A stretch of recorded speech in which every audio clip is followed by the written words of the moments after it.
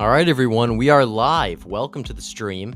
If you're tuning in afterwards, we have no viewers right now, so we'll wait a couple minutes for people to tune in, and I'll kind of give the intro for people who might be watching this after we're done streaming it.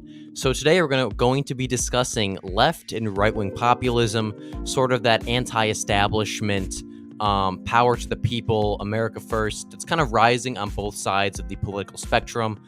We've seen this mostly from, I'd say, the Republican side, but there's certainly been a Democratic side, because we'll get into this later why I believe that. But yeah, so it's just interesting because 10 years ago, the whole term populist and this whole thing about the Republicans were not saying putting America first. The Democrats were certainly not saying sort of Medicare for all, power to the people. It's a very new thing, and we've seen this happen in Europe and across the world. So today I have independent centrist. I'm not sure what you want me to call you, honestly. So you can take it away from here. But I have a guest who is more of a moderate, center-right, center-left, who is going to give his take on populism. I'll give my take as more of a right-wing populist, and we'll kind of come to understand this movement in American politics a little bit better. So I'll let you talk for a little bit. All right. Hello, everyone. My name is the Independent Centrist, and I've been a political junkie for these past couple of years, so I know a thing or two about populism and politics in general.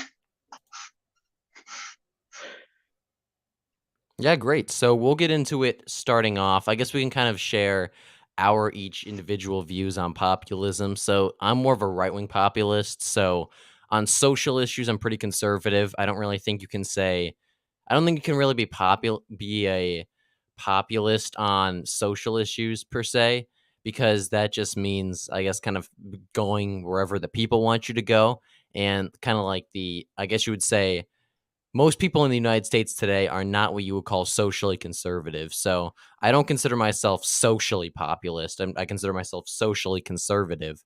But when it comes to economic issues such as healthcare, trade, um, family policies, monetary policies, I do consider myself more populist and maybe even more left wing, depending on the specific issue. So for me, I would consider myself as a socially libertarian slash moderate, and here's why. For most issues on the social side, I'm either very neutral or for example, for the LGBTQ community specifically, I'm like, oh, I'll respect you, but at the same time, I won't advocate for you. I don't care. That's my point of view. I want to respect people. I believe that they deserve their human rights, but yeah, I just want to be neutral to them, but I won't advocate for you. I'm sorry. And then for fiscal issues, economic issues, I'm all over the place. I guess I would be economically populist. I don't know, but I just label myself as an economic moderate. That's fair enough. When you say you're like an economic moderate, would you say more like you just like don't really care or about I'm like economics, so you're just like pragmatic, or what would you say there? I'm just all over the place. For Fair example, enough. Yeah. for on some issues I'm like very left wing, but on the other issues I'm like very right wing. So it kind of like balances itself out. Yeah. I can understand that. So social issues. I'm just curious. So you're religious? I am religious, but I'm a secular. Okay. Because I'm just thinking your whole like thing for social issues was about oh, I don't think that I should tell people how to live their lives, but I won't advocate for that. And that went back, I used to be kind of like that too. I was more of a libertarian, but as I've devolved in more into Catholicism, I've kind of learned more. I've kind of became more socially conservative through that. But I can understand where you're coming from. I was just curious because really the only reason that made me no longer be hands off, you do you, was because of religion. So that makes sense. Religion for me is very important, but I don't like force feeding people my religion because I don't like people when they force feed their religious ideas onto me. Yeah, fair enough. I can understand that. That's why I just prefer to just treat people how I treat them. I want to be treated like I want people to treat me of how I want them. So that's why I just treat people how I treat myself basically. Just be neutral. What would you say, I'm just curious, like, if somebody was doing something that would hurt themselves, but they didn't know it, would you step in and help them, or would you still consider yourself to be neutral in that I would scenario? I would step in. I would step in then. Okay. Yeah, that's fair enough. I was just curious, like, where you would draw the line on that, libertarian-esque thing, which makes perfect sense. I'm against the bystander effect in general. I Oh, think yeah. it's very, very, very bad. And in the United States, it's quite prevalent, honestly. We don't talk about it that much, but it's quite prevalent. For example, in a lot of crimes, when like you see someone robbing an old lady's bag. Yeah, and everyone's just recording it or not Yes, helping her. Yeah. yes. Yeah, I'm definitely. against That's that. a big thing in our I'd say in Western culture that we just don't really step in. We're pretty much just neutral on a lot of stuff, and I think that's a bad thing, but I think there are some cases where we need to intervene, such as like some specific crimes and some like situations like someone robbing a poor old lady's bag. Like that's just wrong. yeah, Even though that's a meme, I would say like, oh, old lady bag stereotype, it does happen. lol. But it happens more often than like people give it credit for. That's true. But So why do you think that I guess you would I'm curious to hear your take on why Bernie Sanders and Donald Trump and I'm just using them as a very broad like politicians. I know Trump isn't exactly the most populist person I could name and probably same with Bernie, but why do you think that there've been such influential figures in both left-wing and right-wing politics? Cuz it's not like one side is experiencing a more of a populist shift. It's both sides. So I think that's interesting. So, which I'm just curious to what your take is on that. for Bernie Sanders, I would say he took advantage of like social media very, very, very, very well. What I mean by that, he literally drew the youth to him, and now the youth are just doing his advocacy for him. That's true. Give It- credit to him. I don't like Bernie Sanders, but he manipulated and used social media to very good extents. And then for Donald Trump, it's his rallies that like drew crowds and drew a lot of people to him. And slowly but surely, he also reached out to younger people, like people our age and even minorities at this point as well. As we saw in the 2020 election, where a lot of areas such as like Hispanic groups shifted incredibly to the right. mhm. You saw in like Miami-Dade and in the NYC area shifting quite a Yeah. few quite a few points to the right, which is quite interesting in my opinion. So, do you think that Trump's, I guess you would say, effect is more because of his personality or his policies? Probably his personality because he was a TV star for Yeah. for quite a while. He already had that celebrity appeal, Hmm. and when you add that politician appeal, it just sounds like a recipe to like grab a lot of people towards him. True.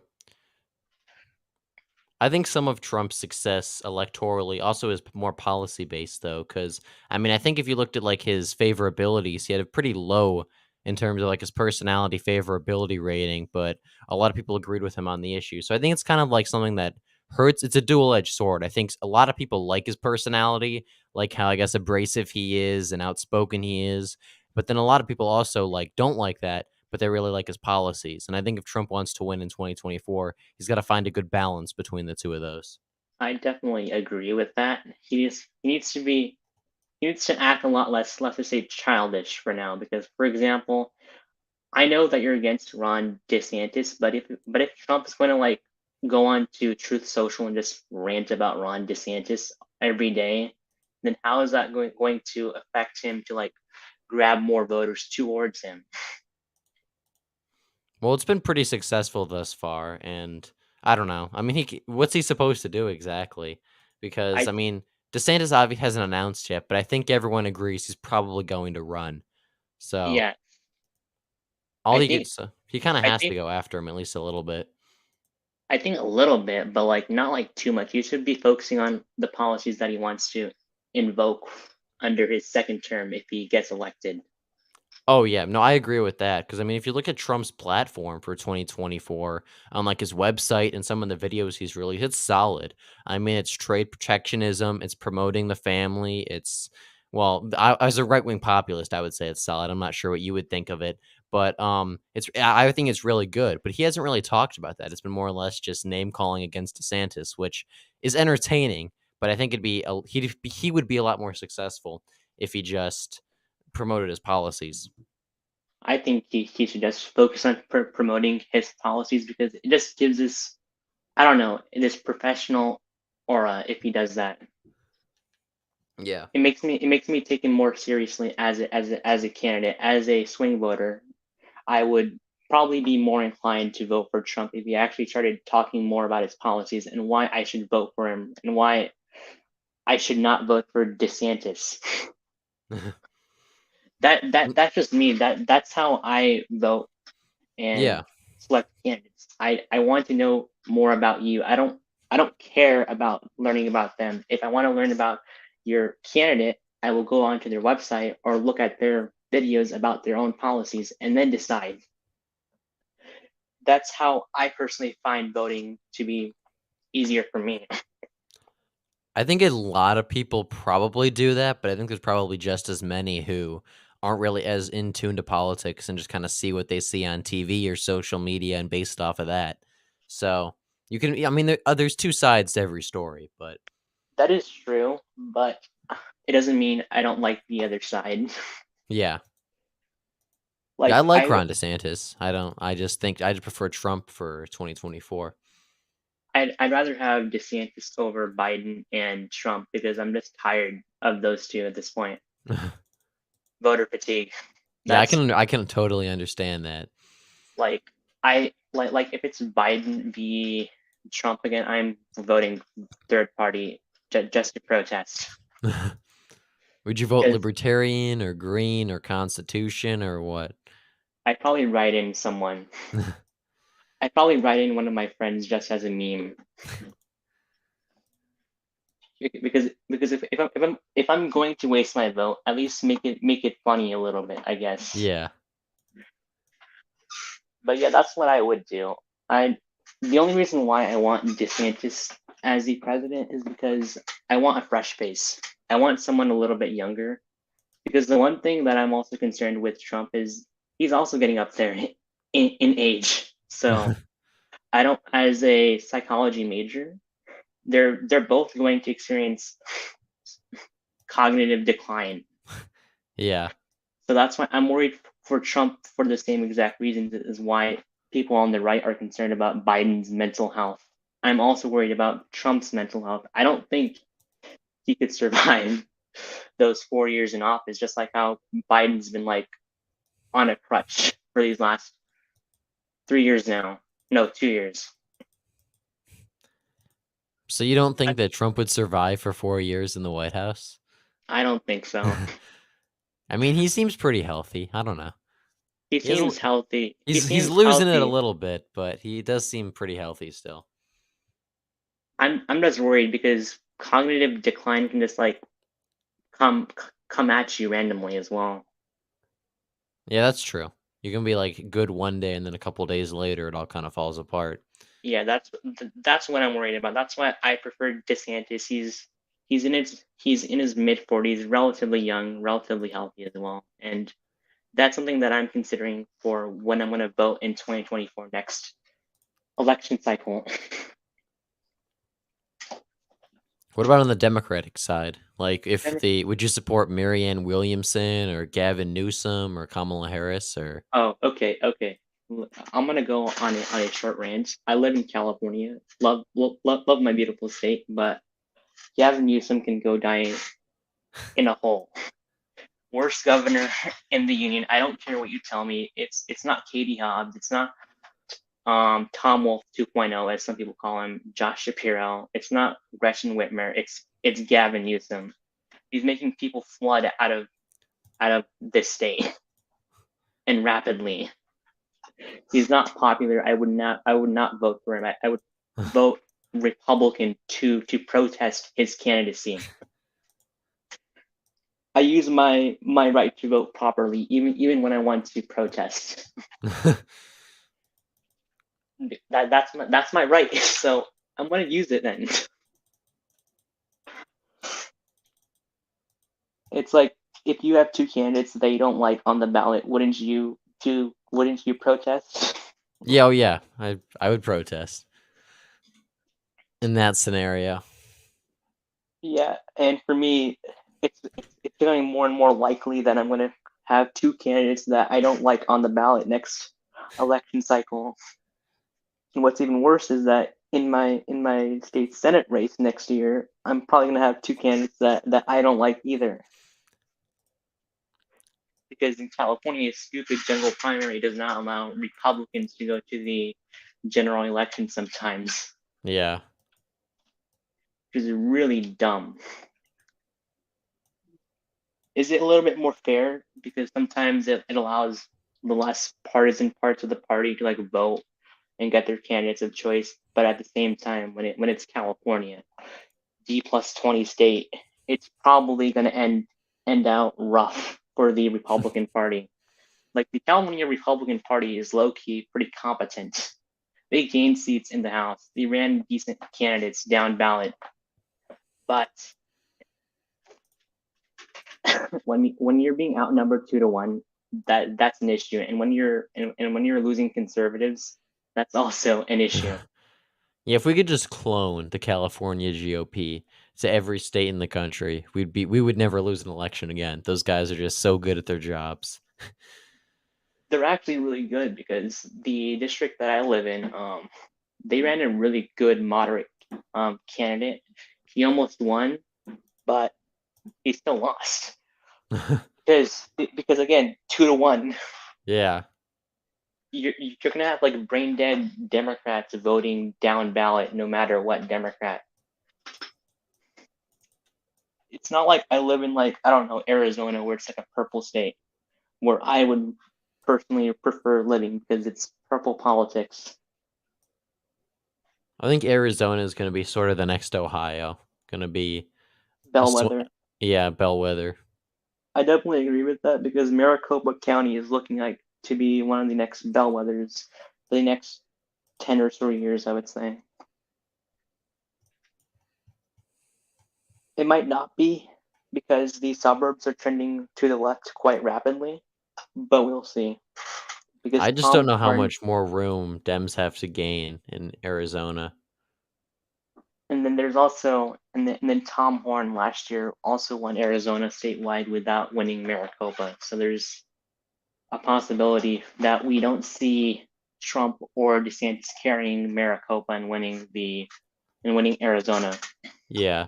Well, yeah, it's definitely possible to win without winning Maricopa, but it certainly helps. It certainly helps because if you win Maricopa, you're basically guaranteed a victory. It's kind of like Clark County in like Nevada, where if you win Clark, you can win. You can basically lose every single county and still win. That's what happened to Cortez Masto in 16, where she lost even Washoe, but barely and won the election. So it's quite interesting of how the West is quite centralized in that regard of their populations. Yeah. There's a lot of states like that where it's sort of like one county controls the state or one city controls the state. Well, You see the same thing Colorado's, with Chicago, Atlanta, Denver, New York. yeah. I mean, California is also like that, but it's like three cities: Yeah. San Diego, the Bay Area, and the and LA. Yeah, but even like the suburbs of like the big cities are pretty blue. Like if you look at like a map, I mean some of the parts in the Orange, central part of the Orange, state, but Orange are County's Orange County's quite purple, and then same thing with the San Diego suburbs. The only reason yeah. why San Diego County is so blue is because the suburbs are trending number one blue, and number two San Diego is becoming a bluer and bluer city. Because if you look at the past, like before like 2010, San Diego was a fairly conservative city, I would say. George Mm-hmm. Bush carried the county both times in both of his runs, and then it took until 92 for the Democrats to win it since like 48, if I'm remembering correctly. But like, yeah, it's kind of sad for conservative Californians to not like have some sort of um voice. Yeah. And California is also very gerrymandered from what I've seen in terms of the state legislature. It's very we have a commission. Last census they actually drew a fairly good map, but the thing was Orange County trended heavily to the left in 16 and in 18. So it kind of like screwed over Republicans for no reason. Yeah. But now this map is terrible. It's complete garbage. Even though Republicans somehow um, overcame that obstacle because of how good the GOP over here is, but they're still in danger of like losing like John Duarte's seat next election cycle because it is still a Biden seat, and chances are during a presidential year those swing voters may vote Democrat down ballot, which I'm afraid of. Yeah, John Duarte is he's kind of screwed, I think, for 2024, but we'll see. I'm surprised he won this year, honestly. I mean, then again, he could be Mike Garcia 2.0. We I don't always I don't say know Mike how Mike Garcia hangs on. I mean, I love it, but it's impressive. next governor Garcia 2026 governor. He's gonna win the 2026 governor race by like 12 votes. He will. And will it piss off all the left wing electro bros? Yes. But do I like it for the content? Yes. Left wing electabros. That's an interesting term. I'm sure they exist, They but they they're a exist. lot more prevalent on the right because even like the most progressive Democrats always seem to win. They don't really have to worry about it. Yeah, because they're like, oh, I support this, and then boom, you get votes for no reason. It's like it's kind of funny. Like even the most unelectable ones somehow win. Like Fetterman. that was Loki kind of funny. I found that victory funny because it kind of pissed off everyone on the right, and that was good content. I wanted Oz to win, but not gonna But it lie. was funny that Fetterman won. And then his portrait, his Senate portrait, that's That gold. portrait is such a meme. I love it so much. I also love JD Vance's portrait. Vance is a decent portrait. It bothers me that he doesn't have like a flag pin on though, if you look at it. I don't really mind that, but he looks just oddly serious for no reason Yeah. for a photo. He's like, I'm just here to do work. Why are you holding me hostage and forcing a photo out of me? And then for Fetterman looks like Shrek, but in a suit. That's just Yeah, me. Fetterman. I think Fetterman has the actually. Who is? No, I think Fetterman probably has the worst portrait of the freshman senators. Nah, All the other ones are pretty bland. nah. In my opinion, Fetterman has the best because of the Yeah, meme if you count the potential. meme potential, I can see that. But I do like my memes here and there, and that's what brought me to your channel in the first place. The memes. We do like the memes sometimes we do a little because meming. politics without a little memes is not interesting enough. That's true. There's a lot of memes in American politics, though. Yes, like Trump playing Overwatch and being toxic, which I Those are can so see. funny. I see those all the time on like Instagram, and they're so funny. You want to know what I want everyone to do on the left and the right? Just play a game of like Minecraft and just relax. Start a Minecraft server. Start a political SMP. So I don't know if you know who Brett Cooper is. I Yep. watched one of her YouTube shorts, and she was reacting to it, and she was like, "Oh, we need politicians to just do this." I agree. I agree. I think we should have Politicians. like a U.S. Congress Discord server. That'd be kind of funny. Oh, funny. Like Imagine it's like like and like it's like a mock political government, but they actually it's like the real one. imagine the trolling that like Marjorie Taylor Greene and like Matt Gaetz would do. They would like randomly like blow up AOC's house. I could see that happening. I don't know. They just give me that vibe. One thing American though, politicians among us game. among Fetterman what I sus. yes, yes. So we need one thing.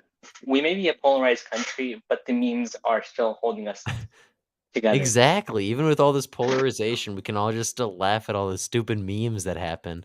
Yes, like look at the Trump and the Biden memes. I don't like either, but do I find the memes funny? Yes. That's what we need. We But just need meme populism is the future of the United States. We just need some random guy to come in here and just make memes and run for president and say it's all going to be okay. We're just going to make memes and chill, and then he'll win in a landslide, honestly. that'll be whenever our generation can like run for the Oval Office. Yeah. First Zoomer to run, and then boom, I'll make Shrek memes. Wins, wins in a landslide. Let's say that Landslide victory. landslide victory. Imagine though, imagine that would be really funny. Anyways, let's get back to actual questions. I saw you one time asking me why I find social conservatism cringe on Twitter. Yeah. Do you have questions of why I find it a little bit cringe, I would say? I feel like I kind of understand from your whole like oh, I don't think I should tell people how they live their life and stuff like that. Like I said, I understand that to an extent. But like where do you draw the line? Like I mean, you look at what's going on today in such as in the schools like we saw with Virginia where they're teaching essentially child porn. I don't want to be graphic. I'll probably get demonetized for saying that, but like stuff like that, critical race theory, like would you consider that like would you support going after that in the schools? Because that's what by social conservatism, I'm talking more like against the nonsense. Depends. For like CRT, I think it's fine for like around like upperclassmen for like high school students because I believe high school students their brains are enough developed to like see through the nonsense if they do detect it. Are they still impressionable? Yes, but at the same time, it would be a really good critical thinking exercise for them. What But for about like, critical race theory? Would you, I it's more guess, say like that? it's more like what I don't like is that it's very impressionable and it's very misleading sometimes. Well, that's true. So, That's why so like, do you think it should be taught though because it's like interesting, or I think it should be taught for like 11th and 12th graders and above, but not for like anyone below sophomore year of like high school. Mhm. It depends because I feel like people who are juniors and seniors in high school, they have enough maturity to see if it's BS or not. What would you say about the porn in the schools then? Would you like the books that we're seeing in some of the school libraries? I would say just like um ban them honestly. Porn Ban just has those? some porn. There have been so many psychological studies that have just proven time and time again that like porn is bad. Yeah, It's true. bad. So we'll stay on that. Do you support a porn ban then? Like a nationwide ban on porn? I think that's more of a states' right states' right issue. I would say. More up to the states? Yeah, I don't want to give too much power to the federal government anyway. I'm kind of on a porn ban. Part of me is fully supports it, but like when you really think about it, like it would be really hard to enforce. But It'd be really hard to enforce and it because also kinda VPNs sets a exist. dangerous precedent because, like, well, I don't know. Uh, I still would support a ban on porn because, I mean, the big thing is little kids should not be getting exposed to it. I think, like, the age your average kid discovers internet porn is, like, 9 or something like crazy like that. And if you're a little kid like that, you're not gonna think to go out and get around the whatever block the government might put on the sites. So I would support a basic ban just to kinda dissuade most people from watching it. And I mean, even things like prohibition. I mean, prohibition worked for your average person. It was just those who really wanted it are always going to find ways to get it. But your average person followed prohibition, and I think your average person, or especially kid, would follow a porn ban. So I would support that, and I would consider that probably one of my most socially conservative takes. I would say for like a porn ban, I would support it, but at the same time, internet regulation is just really difficult. I would say because there's always workarounds. So part of me is like it would be good, but at the same time, I'm like if people are just gonna bypass it, then like what's the point? It's gonna be a lot of people. It's not Well, like yeah, oh but I'm talking more like protection for the kids who might discover it because we know how so because now we're learning how young kids are discovering it and how they're becoming addicted to it before they really even understand it. So I think just like maybe like you have to well, a lot of sites already say you have to confirm you're 18 plus, but something like that would be ideal. my argument against that would be then a lot of Apple devices and like Android devices have basically parental limits where the parents can just add them themselves. So it's like, what's the point if the parents can do it themselves? They're supposed to be in charge of their own kids, not the government. I would agree with that, but I mean, we're seeing that that's not happening though. Is if because if parents were really doing that, then it wouldn't be a problem. We wouldn't have 9-year-olds discovering porn online.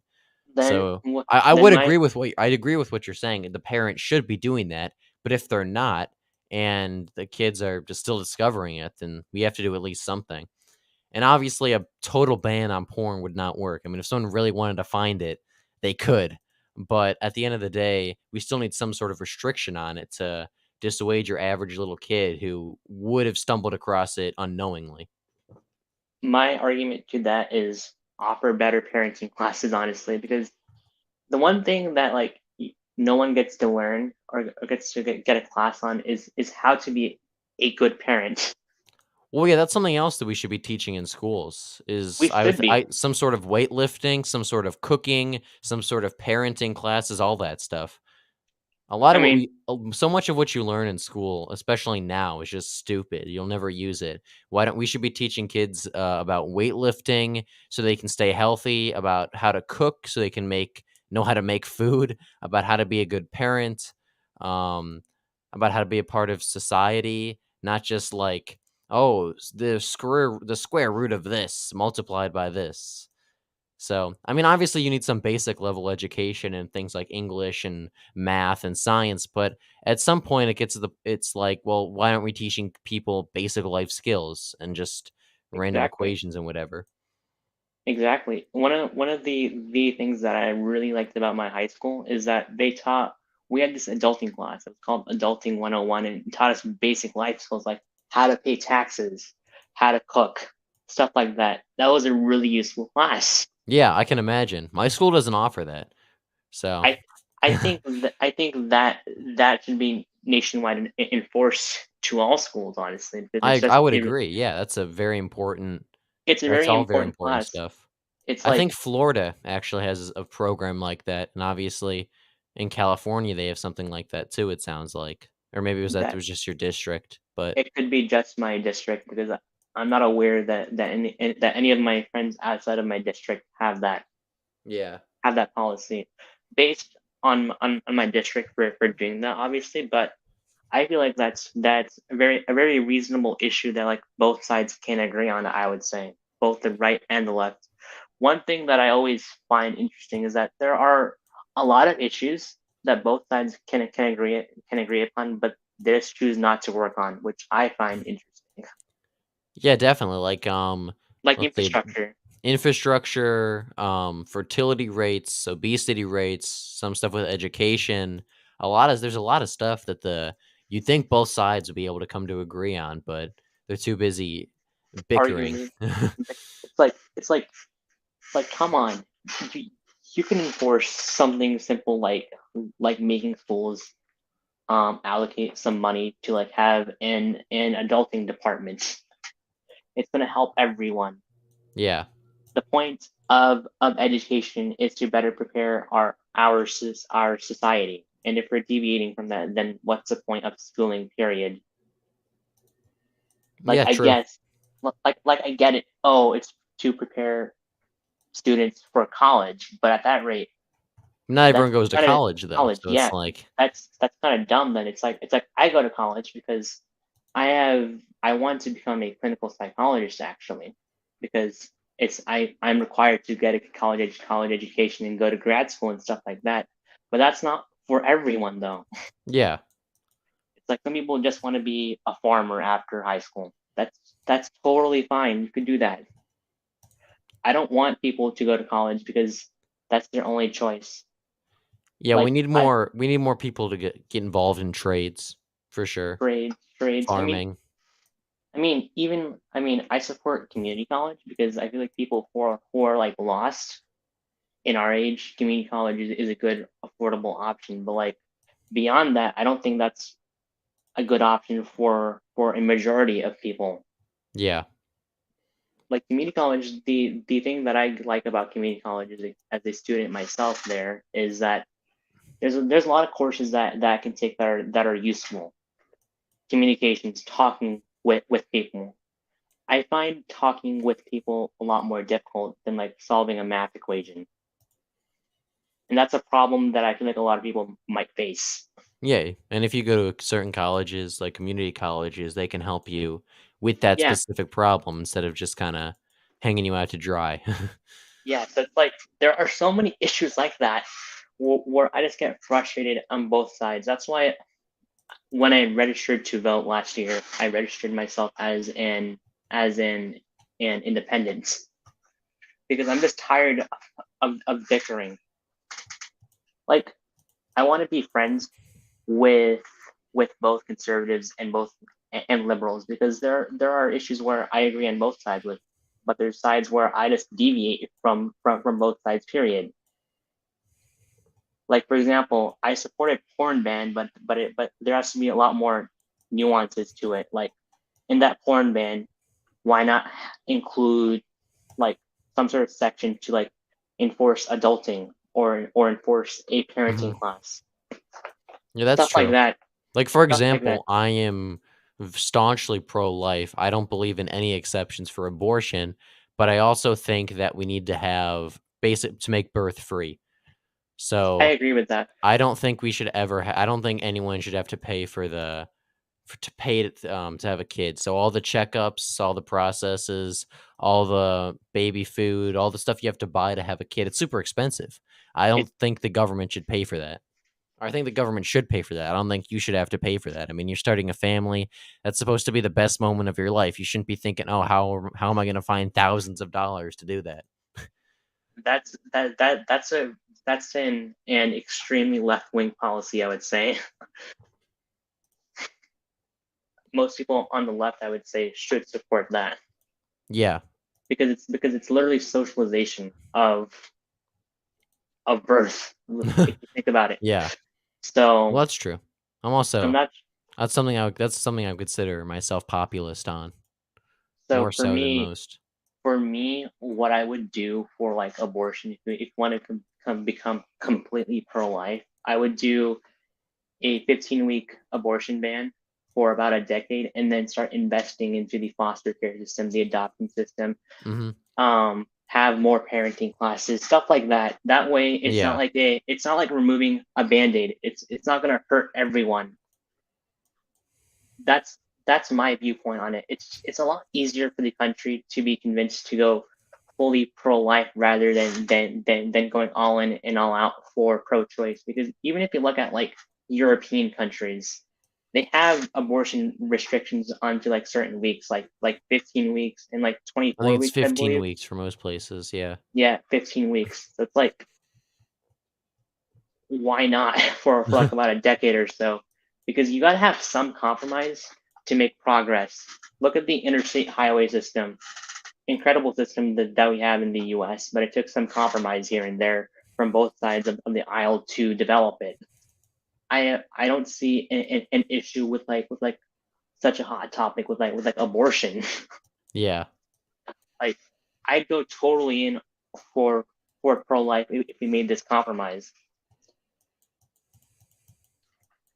If you have problem solvers on like both sides of the aisle, there are a lot of issues where we can crack down upon like abortion, like how I stated, like a decade, 15-week ban, and then invest into those programs that I talked about, and boom, Hmm. there is no need for an abortion. Then if the argument for getting an abortion is that, oh, I'm not ready to have a kid, oh, I don't want to make this kid suffer. Yeah, that's all good. I find that valid. However, if we remove those excuses out of the equation by addressing those issues, boom, what can be left to about it? Nothing. Yeah. That's why, like I said, I support um until I make birth free, and a lot of what you're saying I agree with, honestly. Yes, yes. Honestly, what I also want is free is paid maternity leave and paternity leave as well, because developmental psychology has also done a lot of research studies that like suggest that like parents who had that time off, they're more invested into their kids as well. Yeah, I've heard that too. I also support more maternity leave for both parent mothers and fathers. So I would agree with that because I've heard the same Yeah, thing. yeah, because I support that because number one, I feel like one thing that we don't get as the US is that we have to understand that fathers are also very important for being a caregiver to the child.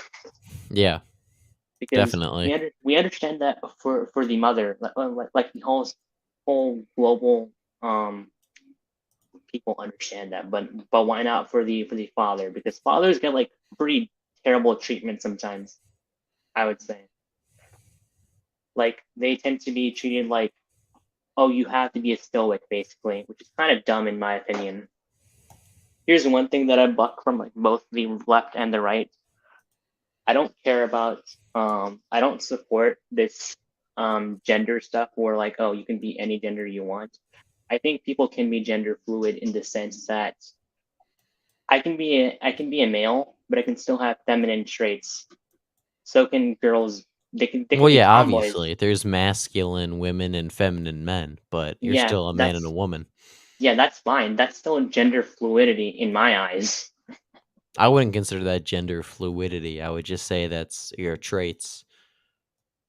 I mean, the only reason why I say that gender fluidity because you're not like being constrained by like certain traits from your own gender. Like for example, a man, you got to be a stoic and you can't cry. That's something that I don't support at all. I don't support traditional gender roles at all. I think gender roles can fluctuate. I think gender roles, and traditional ones especially, are very important. So I disagree with that honestly. That's one of the reasons why I find it kind of cringy, I'm curious why. because gender roles can fluctuate really easily. A father can be more empathetic than some mothers sometimes. Like I would say I'm more empathetic than like some girls. I would say that's why I'm going into psychology as my major. Well, that's true, but that's more like your traits, though. I mean, at the end of the day, you're still the man in the relationship, or in this case. You could be a father can still be the caregiver and be a work at home dad or a stay at home dad. So that's what I'm saying, and it's vice versa. It doesn't really matter in my eyes as long as they have proper parental training. I see no problem of how their roles can like interchange. Well, you would obviously need I think you just need both parents in the house. That's the big thing. Yeah, Is that's I agree with that. as to the whole, I guess, gender roles thing, I would mean I ideally I think you would want traditional gender roles, but really as long as you have uh, both parents in the house, I don't think it's that big of a deal. Okay, that's one thing that I can agree upon, honestly. I agree with that because I'm not a fan of traditional gender roles. I just want the parents to be good parents You because you could make the argument that being a good parent is following the traditional gender roles. not necessarily because to be a good parent, you have to keep a good balance between being neglective and authoritarian. You have to be more authoritative, I would say. And traditionally, men are the more authoritative and women are the more, I guess you would say, caring. I mean, obviously that fluctuates. Not everyone's like that, but traditionally, and typically that's how it is. So, Because for me, for for example, in my family, my mother's the more authoritative figure and my father's the more permissive figure, which I am honestly fine with. But at this point, both my parents are permissive with me because I'm I'm an adult now, so it kind of makes yeah. sense to why. And And also, I'm assuming you had both of them in your life growing up. yes, yes, Yeah, well, yes, that's the big thing, really. Is I mean, we can talk about oh, someone should act like this, and someone should this parent should act like this parent should act like that. But really, if they're both in your life and they're both talking with you, they both really care about you, you're gonna be okay. I think yeah. is That's a big thing. yeah. One statistic that I learned from like psychology is that um babies who don't grow up with a father figure, they have a higher likelihood of becoming criminals, which I find very interesting. Well, that's an argument for traditional gender roles then, because they need a father figure. You need a father figure, but that father figure I can mean, I still be. suppose the mother could take that role, but I've also seen in some studies that boys, like for example, when you watch a movie, if the main character is a girl, then girls more easily identify with them and their struggles than a boy would. So, It just and depends vice on like versa. it I mean, I'm just sure depends. there's always going to be outliers, but as a general rule. It just really depends on like the emotional IQ of the male usually because generally speaking, women have a higher mastery of their emotions. I would say, and I don't know and about that, but and it's a general rule of thumb. I would say that most women are more empathetic. Yes, there are people like me who are men who are empathetic, but that's not the majority. Unfortunately, I want more men to be more empathetic because we're all human at the end of the day. We all feel emotions, and we all got to be understanding of one another. I That's just agree with my that to an extent, but I mean, we've seen that during the time that men have become more, I guess you would say, open and empathetic, and women have kind of became more, I don't know the proper terminology, but men have tomboyish. actually been, yeah, men have been actually doing worse. I mean, male suicide rate, it's like 71% of suicides are straight white men. Um, it's men are really struggling in this country as we've kind of gone away from that. So I'm curious, do you My think it's because we haven't gone far enough or we have more room to work or like my argument, my if men really should be, I guess, free to be empathetic and show their emotions and all that, then why as they're doing that have they been doing worse in society? um my to address both those points. The main reason why to that, from my knowledge, is because they don't men feel like they can't reach out to mental health services unlike women. it's more like scrutinized for them. It's stigmatized that like, hey, you're a man, you can't get mental health help.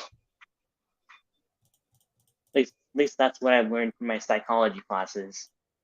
They Do you could think be that's in wrong. all the cases, though? I mean, I'm sure That that's in some cases, but that's in majority of the cases. There are obviously outliers. Like for example, myself, I reach out for mental health services all the time, but not for the majority of men. yeah, That's what I think. And one thing that I would say is that, especially in like the areas like the Midwest, more specifically like Appalachia, they don't have the opportunity to like reach out for mental health services. I would argue because it's rural and you don't really have access to like psychologists there on demand for you. true. So that's also a problem. A lot of America is still rural, even though majority of people live in urban population centers. But what about for those men who can't reach out at all? That's Yeah. still a good chunk of people. It's like in like Appalachia, for example, there's the opioid crisis that's been nationalized to like hell, but they don't have mental health services available to them to get out of their addiction. And if they feel bad, what other option do they have then? Suicide then. Well, that's definitely true because Appalachia, especially, because I mean, we took all the jobs out of there. We left men unable to provide for their families, and then all of a sudden, drugs came in there, and it all fell apart. So I do agree with you there. Yeah, But that's for me, like one of my goals as a psychologist is to actually probably work around in the Appalachia area. Sure, I'm not going to make the most money there, but I want to help as many people over there as I can, because they need, truth be told, they need help. oh yeah, definitely. They need help, and if I'm the only one there, I don't care. I want to help them. They need the help. The government's not going to do anything for them Yeah, the clearly government's because abandoned them for for so many years. Like, yes, a lot of EV manufacturing jobs are coming back a little bit, but like that's not not going to help really. that much. I mean, a little bit, but A little bit, but it's not like that much. It's not like it's like 1% where versus like 99% of the jobs are like dead. yeah. Because I know in like Illinois, one of the new EV car companies, Lucid, they have their main factory in, I forgot which city, Bloomfield, I believe. They have it there. But what about the rest of the people who are in like Youngstown, Yeah. Ohio? They need that mental health help. I'm sorry, man. I will continue to be.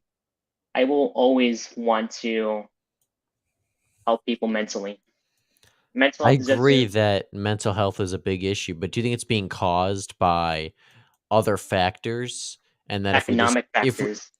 not I wouldn't say socioeconomic factors, but that's because that's kind of like a cope, I think. But um, I don't know. Like, do you think that, for example, if we still had good paying jobs in Appalachia, if we still had, I guess, like a country to be proud of, and like we had good schools, we had people who weren't addicted to social media and stuff like that, and constantly comparing themselves to others. Do you think that then mental health would be better, or do you think it would still be Um, as bad as it is today? And it just really it it's really dependent on the part of the country that you live in. That's mhm. the one thing that I will say. Definitely, your wealth matters. It's been multiple sociological studies and psychological studies have proven that time and time again. Where if you don't have a job that you love doing, you're gonna lose your self worth really quickly. And another thing that I would say is kind of underrated for what's causing a lot of stress is the 9 to 5 jobs. They don't make you happy. They don't. That's why we need families, because your boss can replace you overnight, but your family never can. I think people just don't have purpose anymore. They just work and make money for these billionaires, but they don't actually value what matters. I mean, family matters, I would say, but also having a good network as well, having a good friend group as well. Oh yeah, friends, family, all of that. yeah, they need purpose outside of their work life sometimes, and that's what I want to help them. It's like they need that, and sometimes in life you don't have that. Like sometimes I would say, especially for like men, if they're not making enough money, their wives may just divorce them and just take a lot of their money through stupid lawsuits and stuff like that, and boom, they're Yeah. alone. That happens to men a lot more than like we talk about. Like there are some things where I do agree with like feminists, but like men still have it rough, man. We have it rough still.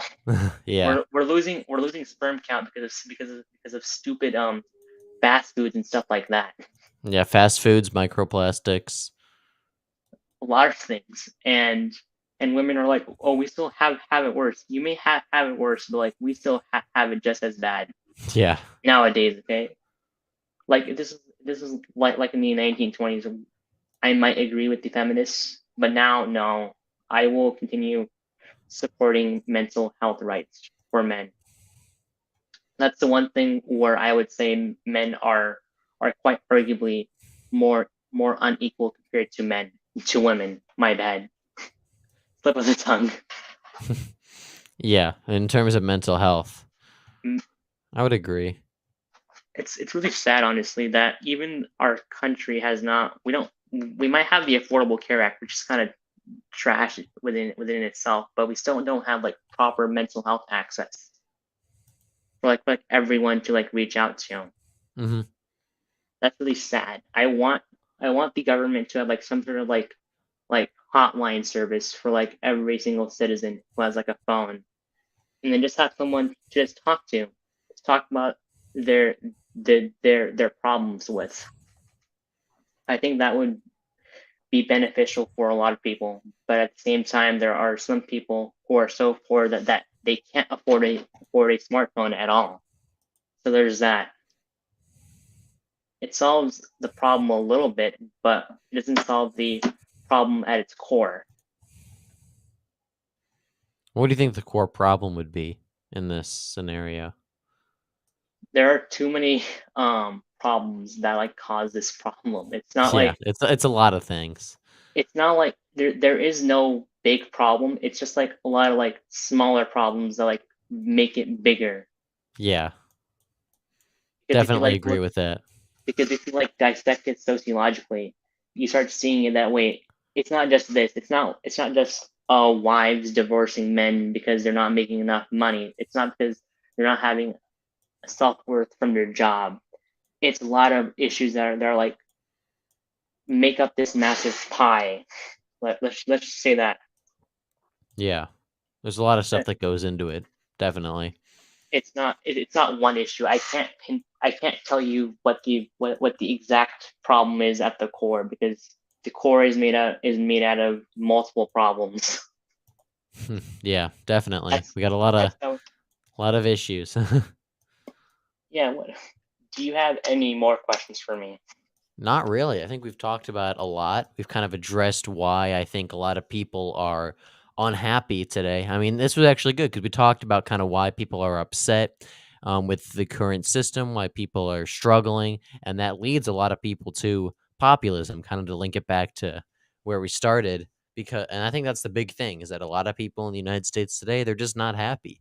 And I they're would not, and if the system isn't giving that to them, then they're gonna go behind Trump. They're gonna go behind Bernie, they're going to go behind all these other figures and they're going to be populists, essentially. They're going to say, I think Tucker Carlson had said something similar to this. He's like, if your system isn't going to let my kids get married and be happy, then I'll happily burn your system down. And I think a lot of Americans agree with that. I think I do not like Tucker Carlson. But that's something that I do kind of agree with, because that's how the U.S. was founded on. I would say I would argue Yeah. we didn't like Britain of what they were doing, so they just burnt the system down by declaring independence and winning the war for independence. Yeah. So it kind And of makes sense. obviously, we can't do that today, but we can still vote people in there who essentially Yes, do that. I would argue instead of saying populism, it makes people go into politics further. I would say because Further, some more people ideological. Yeah, definitely. more ideological, or just get more people into politics, which is honestly a good thing, because if you're an active citizen who also actively devotes some time to politics, that's a good thing. That way you can be a better voter to keep the government in check. Yeah. That's one thing that I like. Even though this is a really shitty scenario for a lot of people, but if we can keep people in check, that's also a good positive. There may be a lot of negatives in the U.S., but if people are turning to politics, that's a good thing, I would say. I would agree. Yeah. So this One was a more good talk. I one liked this. one more thing. What's your thoughts on the inflation? On inflation, just in Yeah, general. in general right now. Well, it's not really surprising. I mean, looking at Biden's economic policies, I don't really know how we would fix it though, honestly. Like the money's already been spent. At this point, I support something I think Ron Paul proposed something like this, like just gutting foreign aid. We spend billions of dollars overseas that basically it's just handouts. And obviously I know some of that is strategically important, but if we just cut that and bring it home, and also cutting also cutting spending to some federal agencies. Like I don't want to like touch Social Security or Medicare or any of that, but there's just some random agencies that get billions of dollars that don't really need it. So I mean, we're never going to pay that debt off. We're never going to be able to really get a I agree. balanced budget or anything similar to that. It's too bloated, but we can just do small things to limit the effects on people. I agree with that. I would say also like cut spending a little bit, maybe Yeah. like 1 or 2%, because that's the main Yeah. part of our budget. That's like 80% of our budget. Like I Yeah, like like, having just like very small cuts to the biggest sectors, I think. That's really all you can do without gutting everything and screwing up a bunch of people's lives. I would say 2 to 3% cut from like defense can like make a huge difference. Like yes, having the best defense is a good thing, but realistically speaking, I don't think we're gonna need that. I would say that Yeah. like extra 2 to 3% that can just be saved and like start Yeah, paying and off plus, if the debt. NATO and all these other countries we defend paid their fair share, then we wouldn't have to spend all that money. So, Exactly. So it's if they like yeah, if all of NATO paid their 2% or whatever, then we could just cut our military budget by a bunch and use it to help people with maybe like free birth or healthcare or mental health, as mental you were health. talking about, or just use it to pay off the debt. Yeah, I mean, I also think that there's, for me personally, I think Biden does definitely have a hand in inflation, but also Trump, because Trump did spend a lot of money during his Yeah, first term as well. Trump was not he didn't help things. I He don't didn't. fully blame him. I blame Biden more than Trump, but Trump isn't he's not like innocent here either. I would say I don't really blame those two that much, because I would say COVID also had a Well, huge yeah. I mean, thing. obviously, you have a massive pandemic. I'd say I blame them for their response. I think there was a better way we could have done it. Yes, and also one thing that did not help at all was the chip shortage. Yeah. That did not help, and now car prices are like sky high, which is Oh, kind of yeah, it's super expensive. like I recently bought a car, but it was really expensive. Luckily, I got my car for a really good deal that my dad bought me. So we bought my Tesla for about 30K, which is actually really good, Yeah, that's pretty because cheap for a Tesla. for a Tesla, that's insane. Even if you like went like 5 years back, that would still be a good deal, because even back then, new car prices were still around like 25, 30K, but used car prices have gone up really high, like 20K for like the old Mustang. No Yeah. thanks. No thanks. Like I like Mustangs. I like cars, and I also like EVs. But I don't. But do I think EVs need to take over the country? No, no, that's a bad thing. I think EVs deserve a space in the market, but to combat one thing that I forgot to talk about global warming is to invest into public transportation. I would say number Yeah, we one do that need would to invest in public transportation. like one thing that we don't talk about is public transportation can like cut a lot of our emissions period really easily. And for a lot of people who are like living paycheck to paycheck, having a car payment not to worry about is a huge relief, I would say. Yeah, it would help people economically. So I like agree if more with the economic benefits of better public transportation than the economic environmental ones, but I do agree with both. they're economically more so, environmentally less so, but it still helps Oh yeah, it's so yeah, absolutely. because a lot of these like other countries such as Japan, their trains are magnetic. I don't know if you know the Japan Maglev train. Yep, I've heard of it. Really it's a really good system. And it does not cause. It's I'm pretty sure it's zero emission. It could produce a little bit of like emissions, but like that in itself should be invested into the future of the United States. I would say. I would agree. Yeah, we need better rail systems. Better rail system. Like I'm sad that like Amtrak's like dying. Yeah. Unfortunately, Amtrak's a good system, but it's dying. Why? Why? The only rail system in the U.S. is now dying.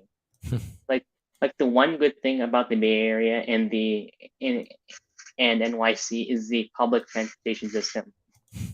It's actually pretty okay over here with like BART, and then New York City has their subways, which is also pretty nice.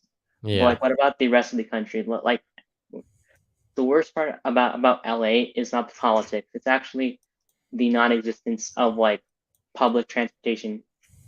People are flocking away over here, but traffic is still just as bad down there. Hmm. Probably even worse because there are more drivers on the road now. So there's that. Anyways, nice talking to you. Nice Yeah, nice meeting you. talking to you. Nice stream. Thank you all for watching. Hope you enjoyed. We should do this again. I had fun. Let's do Be this. sure to like and Invite subscribe if you have not already. Is there anywhere people can follow you? on my Twitter. You can follow me on my Twitter. It's Bearmapped Congressional, I would say. Follow me there. And also you can follow me on my Instagram at Independent Centrist. But you are not forced to follow me at all. If you want to, I'd be happy. But if not, totally cool. Yeah, go do that. Thanks for watching, and we'll see you later. Invite me another time for your